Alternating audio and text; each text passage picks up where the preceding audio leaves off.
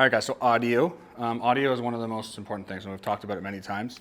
Today, we're gonna get a little bit of an intro to the best practices for audio editing in terms of sound levels, but also like placement, and then we'll jump into some other stuff, and hopefully we'll get you guys home a little earlier today for the long weekend. But I want to make sure that you guys understand where you have to keep those levels on the editor. So you guys know on like Premiere, on the side, there's the audio levels that go up and down. And there's like negative 24, 20, blah, blah, blah, like on the side of your video editor.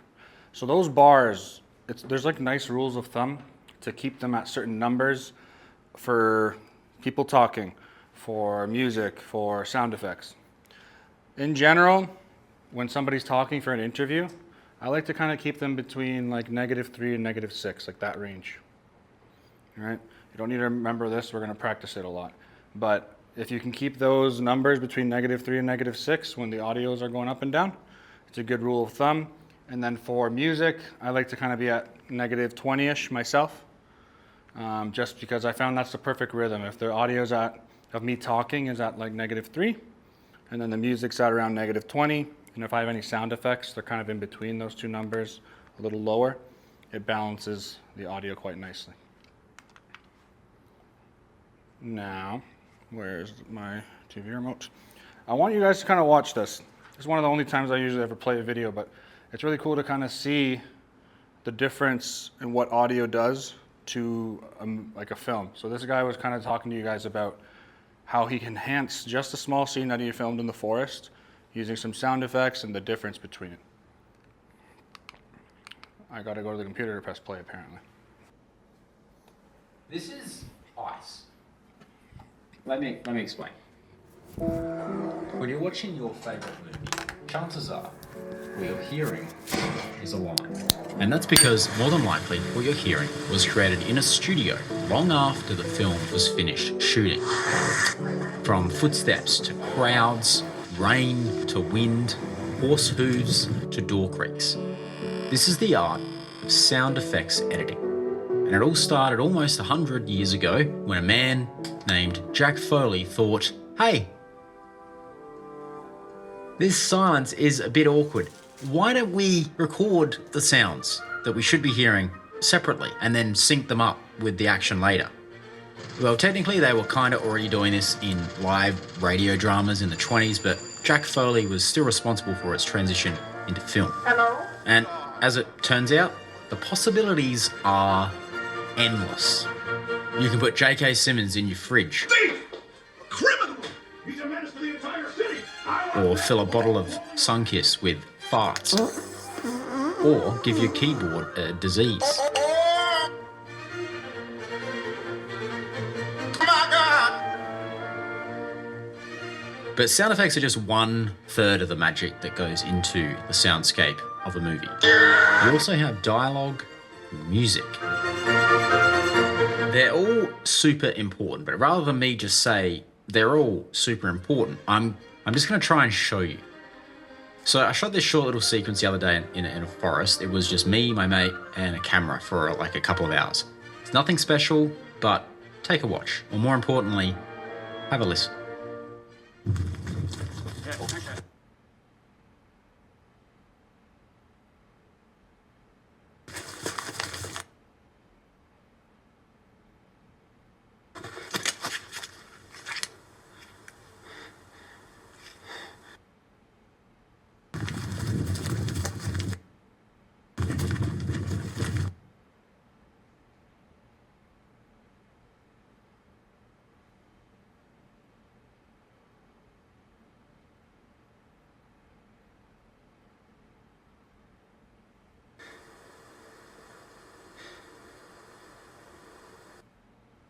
So that's with no sound editing or mixing at all. I mean, it's okay. Kind of looks like the start of a hip hop music video, if I'm being honest. An additional one. Yeah, but let's see if we can use sound to make it better. So unlike music or sound effects, dialogue is something that you really want to capture on set. The magic caught in the moment during a performance can seldom be recreated inside a recording booth with automated dialogue recording or ADR. That is unless you're Hugh Jackman.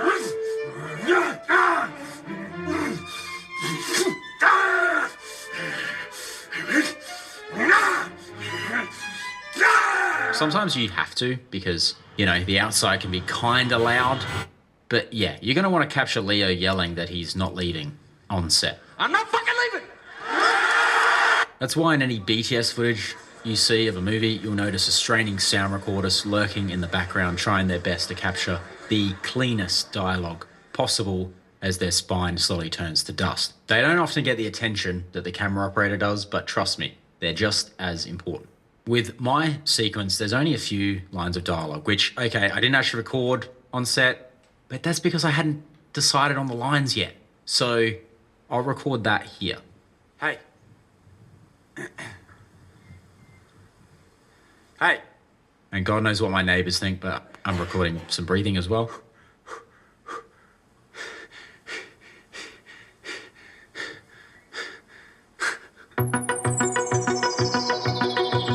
Now, if we were back in 2012 when I was making the cringiest short films on earth with my mates, we'd probably be using some track from one of our favourite movies. And that's because we didn't really have another option. Nowadays, though, we're a little more fortunate because we've got today's sponsor, MusicBed. So I've used MusicBed for years, so I know my way around pretty well, but if you're new, its intuitive features really help you narrow down tracks that fit with what you're looking for, from genre to mood and even BPM and key. It's also kind of easy to find tracks when you've got a curated roster of literally thousands of talented artists with 40,000 plus songs to choose from. I'm going to use their playlist to help me find something that works. You've got different genres you can pick from, or you can browse from curated playlists from other fellow filmmakers that you probably already follow. After listening to a few tracks in dark compositions, I reckon I'm going to go with Pulse by Eric Kinney and Signal Loss by Ryan Talbot. And if you too want to take your productions to that next level, head over to musicbed.com and use the code PaulieT at checkout to receive 1 month free when you purchase an annual subscription. Usually when I use a track, I'll do some sort of assembly, like making it shorter or longer in parts. Songs are all about rhythm, so it's usually pretty simple to just adjust or remove certain parts to make it feel more purpose-made for your video or short film. Like I could take this part here and move it over here and kind of extend the track if I wanted to.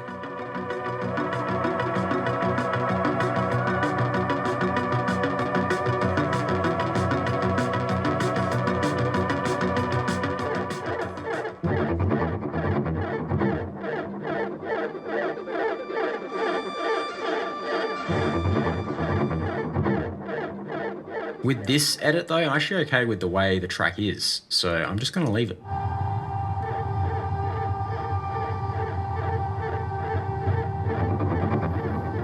That is sounding good. Me liking. So the audio we captured on the day was okay, but it's full of wind and not much else. So you know what time it is.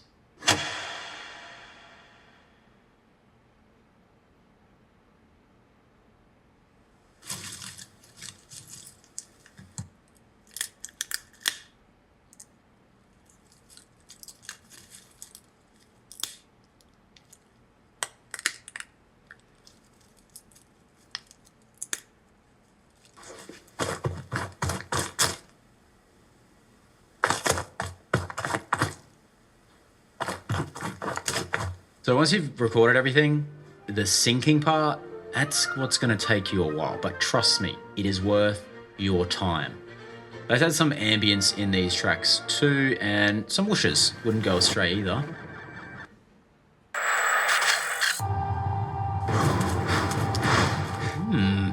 Sounding good. Yeah. And with that, dialogue, music, and sound effects are in.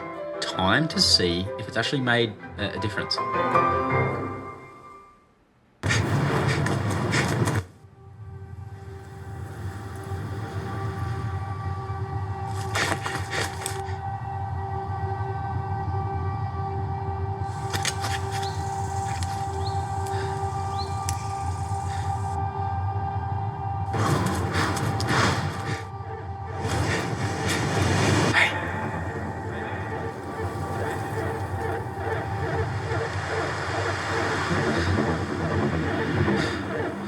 I seen you before?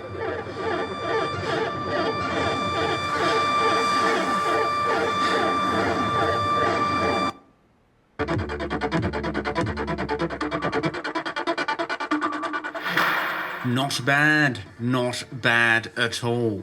And the best part is you can do it too. All you need is a semi-decent microphone and some patience. And if your short film happens to have some sort of ice cracking in it, a pine cone.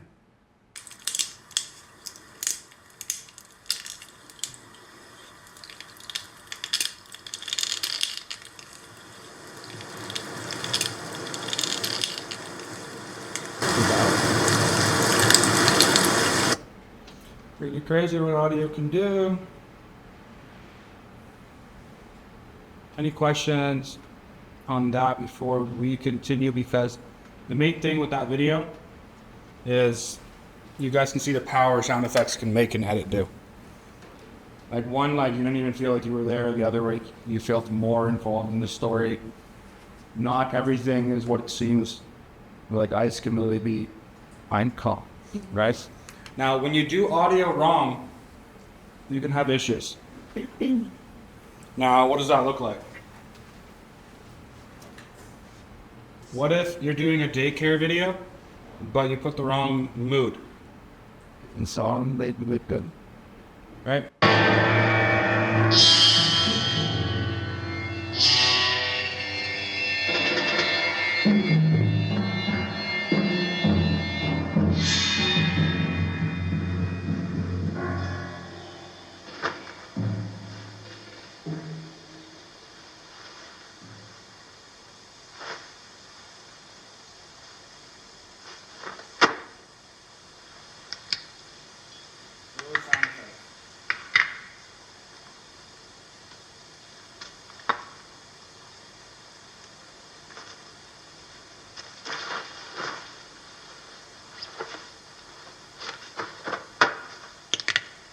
How does this scene feel to you so far?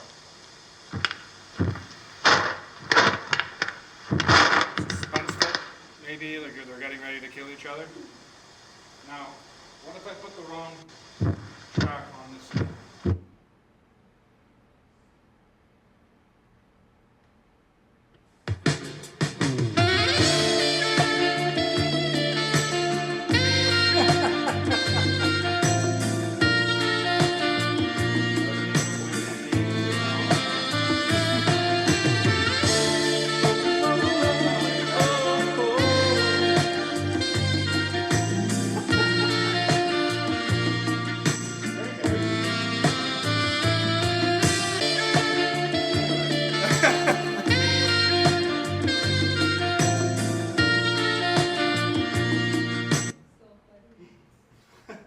So, the song you pick can greatly affect the mood.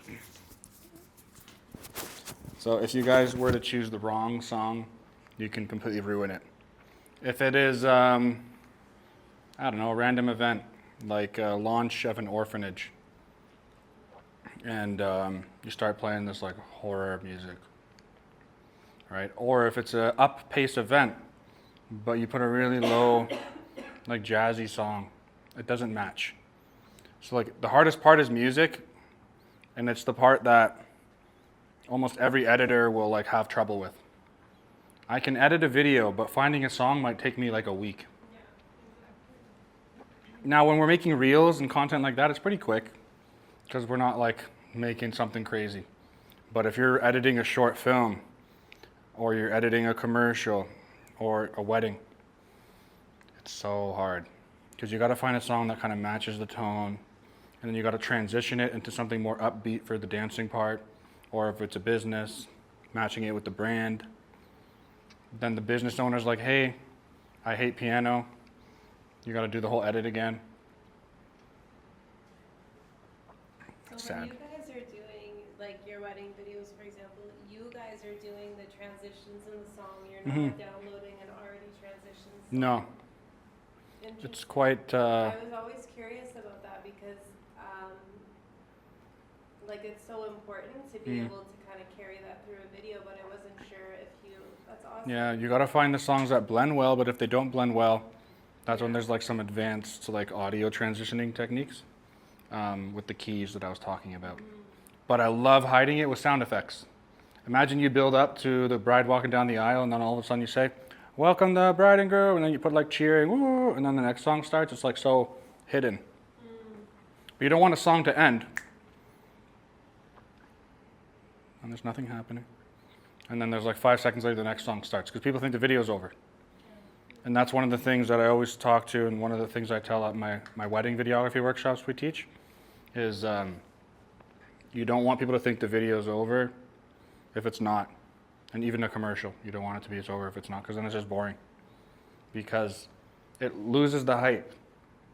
Imagine like you're halfway through a reel and like people think the reel's over and like they just don't watch. So there's many different ways to get music legally, but also like choosing the right song is important. So where would you guys use, where do you get your music right now? Me? Honestly, it's all socials. Yeah, so there with Reels, like there's like music on CapCut, music on TikTok, music on Instagram, but then there's like websites that you pay subscriptions for like copyright-free music, because you don't want to like release something for a client, especially if it's for a client, and then they can't promote it because they paid you for a video, but you used a Beyonce song, and then they'll get sued, right? So you got to make sure that you're using a copyright-free song. My easiest technique is using YouTube. I love YouTube. I use YouTube to MP3.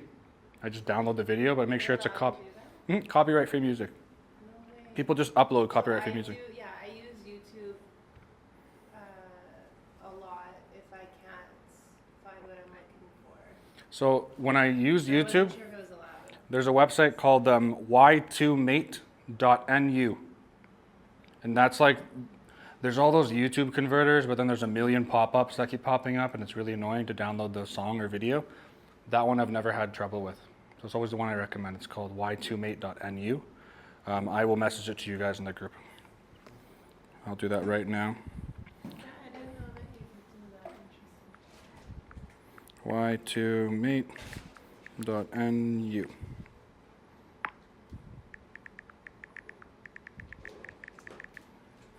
Now, regardless of that, there's sites like Artlist, MusicBed, like the one in the video, Epidemic Sound, Envato, which is a great one that I always tell you guys about because it has like everything in it. So we used that for years until we used every song on it, and we needed another level of filmmaking, and that's when you start like really finding unique songs. And then there's this new website called SUNO AI, like Sono AI. It's like AI music that's like copyright free. And like you can like, I was testing it out. It's in like the curriculum, building it for the AI course. But like you can tell it, hey, I need a song that's exactly a minute that peaks at this second and this second with this tone. And then it makes some crazy song for you. And then you prompt it more, and it's cool. It's still like progressing, but like it's getting there. And hopefully to the point where we can finally be like, blend these two songs together for me. And we don't need to worry about the transitions. Soon, it's happening soon. Now here's some examples. You guys can take a picture of this if you want, but in general, I'll send you guys a recording of this too. So you'll have it. No, you don't. No. I'll give you the recording. And I'm building an online platform that'll have the resources for you. Possibly it was on the screen maybe when you were walking in one day, but I haven't shown it to anybody. But I'm sure it's online somewhere because we've talked about it. But there's nothing fancy. There's a million sites. I don't recommend one over the other. I just say YouTube's free. So use YouTube until you can't, because you can't find the song you want. But you will sometimes spend hours looking for that one song.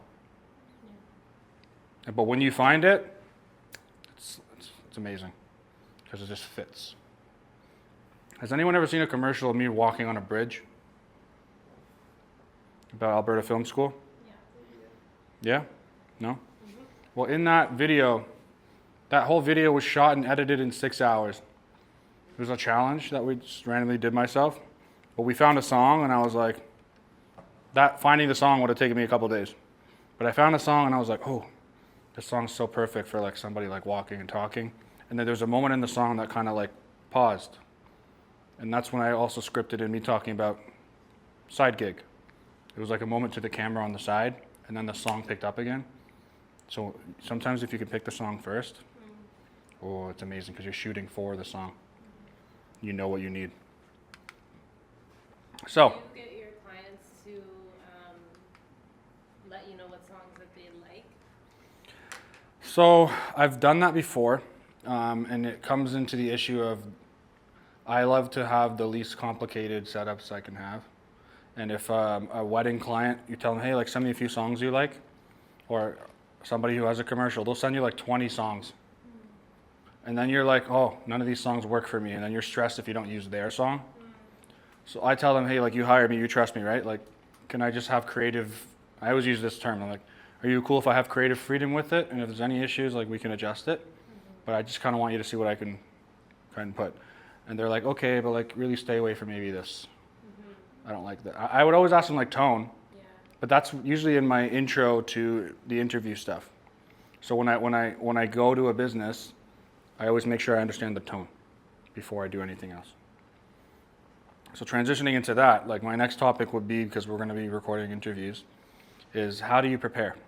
I have this sheet that I'll give you guys, just standard questions that you want to make sure you ask a client, and then I'll email it to each of you. But do you want the video horizontally or vertically? Do you want it in 4K or 1080? Do you want anything specific to be shown off in the video? Is there a product that we're launching? Is there a service? If they're like, no, I just want to talk about my business. What is important to you in your business that you want to show? So then I know that all my questions that I prepare for the interview have to do with that. So some people never think about the whole horizontal and vertical thing. Then they'll be like, well, can't we just do both? I would say no, because I would shoot it differently for both. But then I would say, but if you want it primarily vertically, it'll come out better if I shoot it primarily vertically. But if you think you might want a horizontal version, I'd recommend that we record it horizontally, and then I can crop it in for vertical. It just won't be as high quality as if I recorded it vertically for you. Communication is everything. So like you just got to make sure you communicate people. Some people say I over prepare. Maybe that's why I'm paranoid and I pack things before the wedding, and I even put my cart beside the door so I don't forget it because I got a wedding. Like I just make sure everything's in there that I need. So you have like this checklist in your head. You kind of go through the scenarios. So I do that with the clients. Okay, what time of day works best to record your business? Is it pretty busy that time? Like, are we able to use, let's say it's a hair salon. Can we shoot in the middle of the salon? Because in your head, like a salon usually looks nice. But the best part of the salon is like if we were able to like, just how we were doing all the lighting setups, having depth. If we were to put the light with her in the middle of the shop floor and like put the background as one of the chairs in the salon with the product wall maybe, I don't know. Then I'm thinking, well, we would have to do that off business hours. So you're coaching them. They don't know. Like clients will set you up for failure because they don't know. It's their first time doing it as well. So you have to be almost just like how I'm on a wedding. I'm a wedding planner almost because it's their first wedding, but it's my like 500th. So I know how it works. They're like, well, I only budgeted 20 minutes for photos and hair. We're supposed to be at the church at 1, but I'm getting my hair done at 12. I'm like, no, like hair usually goes over time. You got to give yourself more time, right? So you adjust things. Same thing with the client. Same thing with your short film. Everything is prepared, over prepared. So you go through this list. You want to make sure, I know before I go to the shoot, am I shooting it in 60 or am I shooting it in 24? Or is my interview shot in 24 frames per second? And maybe I'm shooting the B-roll in 60, depending on the lighting condition. And then I know, okay, then I'm going to need this lens and this lens. Can you send me a few pictures of the place before I get there? So sometimes you don't know what the place looks like. Google. I like knowing where I'm parking. That's how paranoid I am. Because I've been downtown in Toronto. I shot in Toronto for years. If you don't know where you're going, you don't know where you're parking, you got to budget like an hour to just find where they are and park and figure out parking and get there and all that crap. So you want to make sure that we have that list set, and then we make sure that they know what we're delivering, when we're delivering, when do you need this delivered. And then if they want multiple formats, you really tell them this is going to be a 1-minute edit. Don't say it's going to be depending on what we do. Give yourself a guideline. If you go over, they're like, oh wow, it's a longer video, thank you. Even though longer videos are actually easier to do than a shorter video. If I tell you, you got to tell me your life story in 30 seconds, or I give you 5 minutes, what's easier? 5 minutes. That was a very delayed response. But I was going through. you're going then? the story. Well, the thing took you longer than 30. Point form. In general, you want to make sure that you give yourself that time. So if I have to tell the whole story of a business in 30 seconds, it's harder for me to do that than if I had a minute or two. Because I can put more questions in there, more footage, more things on top. So what we're going to be tasked to today is we're going to be setting up interviews, but we're going to use audio now. All right? Literally, you're going to interview the person next to you. That's totally fine. Julian, you can interview me. And what we're going to be doing is we're going to be pretending all the assets are already there. Like, we're going to make it simple. You guys, they just want a little interview about, you guys will decide what it's about. And we're going to make B-roll, and we're going to put it together in a little tiny short edit to practice all of this. But let's just pretend it's horizontal. All right, let's pretend that there's nothing fancy. They just want to talk about something. Now, for example, she's going to interview you about something. It could literally, one of our students interviewed somebody about they like Crocs. Why do you like Crocs? I don't care. But we're going to come up with, and you can come up with the questions and not tell them so that they just answer them. Something you want to know about the person next to you, that's fine. But we're going to come up with at least 10 questions. And those 10 questions are not yes and no. So the rule of thumb is we always start with what's your name and position, or what's your name, and some people can make it about school. A lot of students end up doing this one because it's easier. I'll give you guys a topic as well. You can stay on it, or you can go off it. But just interview each other on why you guys like filmmaking. Why are you in the program? And what goals do you want?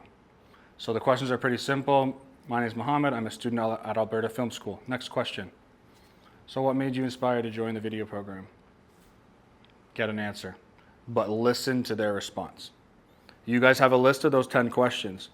But depending, like, I want you to really have a conversation with them. Depending on what they said, maybe they said something interesting that you can build upon.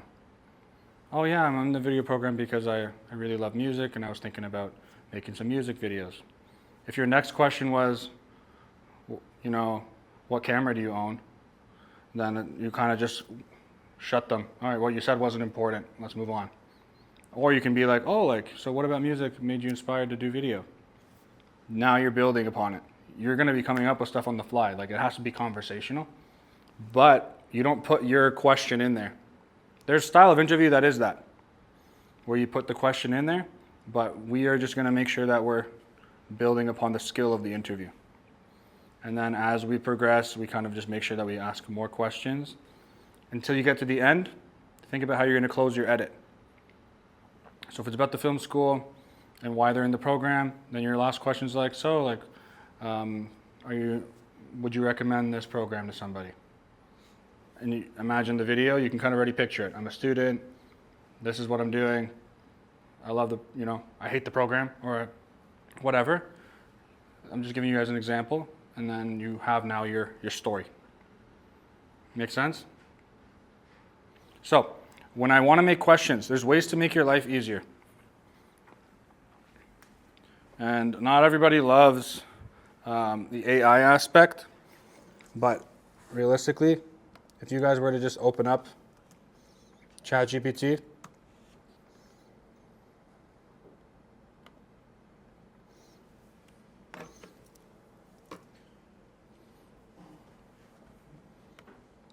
and just prompt it. And sometimes if you have the business's website, I just paste the business's website and tell a little bit about the project I'm doing and being like, hey, I'm interviewing my friend Kyle about his time at Alberta Film School and why he is in the program.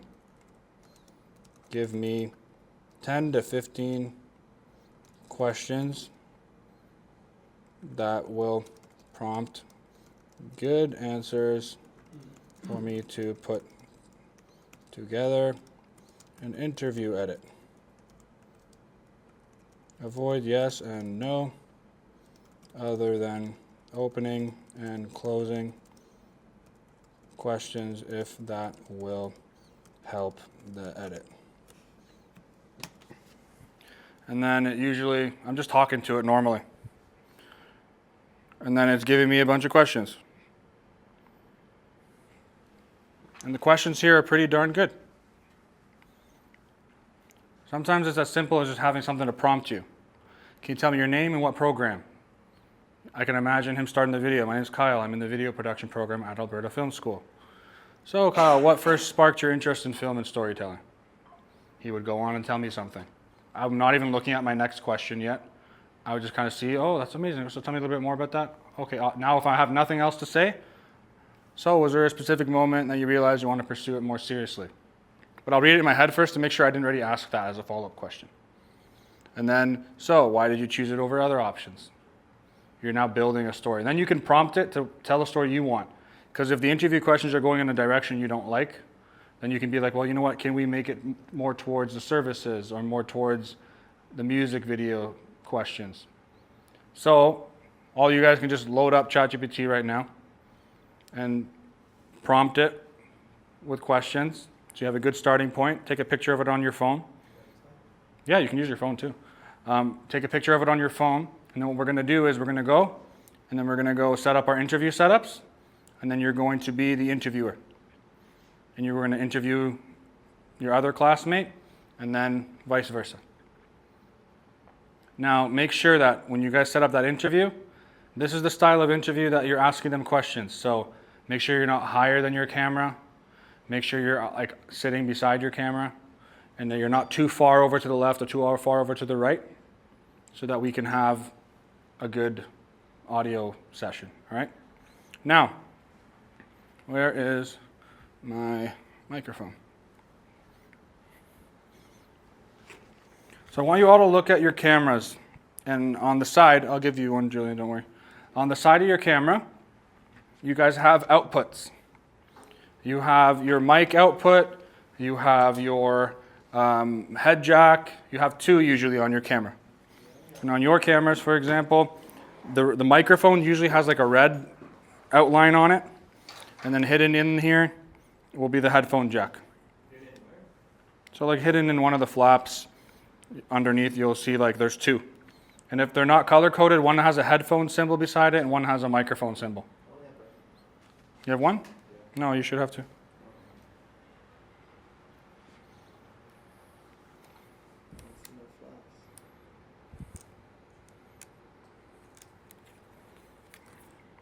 Are you sure it's not like under this thing?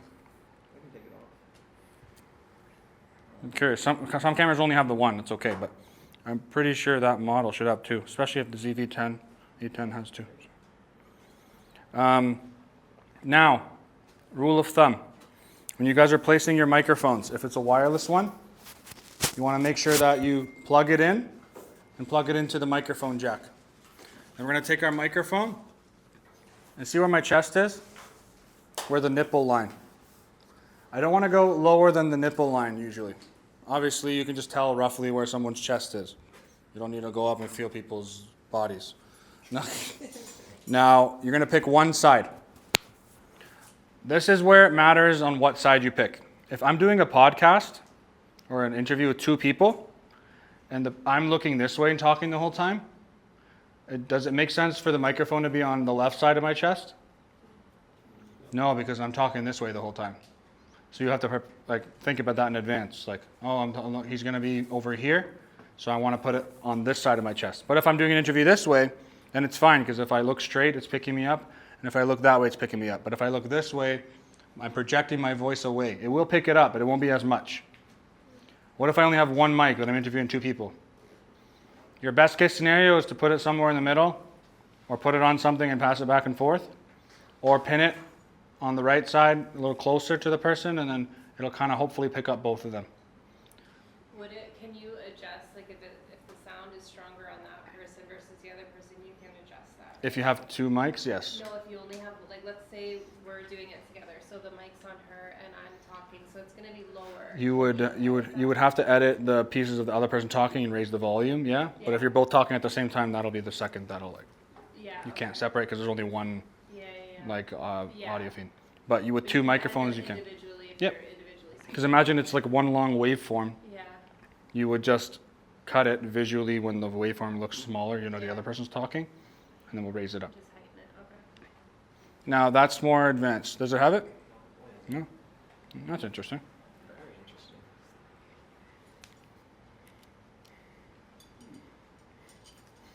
I would think that it would have too. Why don't you Google it? ChatGPT. Just quickly. Yeah, no, I'm not seeing another port here. Yeah. Now what I want you to do when you're doing your interview though is I'm going to give you guys a pair of headphones if you don't have. And then I want you guys to listen as the other person's talking through the headphones to make sure that you're not hearing too many ruffles or anything bad like that. Are we okay on that? It's not too crazy. All we're going to do is, for example, this is Yves' camera. I'm going to borrow it for 1 second. He just put the mic on top. See this like hot shoe mount at the top of our cameras? For mics, they're just there to like hold our mic. We just kind of have it held there. And then we plug in, just so otherwise it's just going to hang on the side. But like, is that the speaking part? So this is a transmitter, and it transmits the signal to the receiver Oh, okay, got it. to go right into the camera. Got it. Yeah. Otherwise, you can record it externally and like sync it up later, which we do at like weddings or big events with like speakers. Because like, but right now the audio from the camera file will have this audio built in. Kind of like when you plug a mic into the bottom of your phone, it's like built in with the best audio. So that's how you do it there. And on here, there's like levels. That's why we monitor our audio levels to make sure they're not too high. So you don't want it to be like peaking. Peaking isn't like it's going over 0 into the red. No, I don't have. People use an external monitor. Oh yeah? So other than that, we're going to get started on the interview stuff. I'm going to stop that recording and I'll send you guys this so far in general. And then we're going to practice our miking up.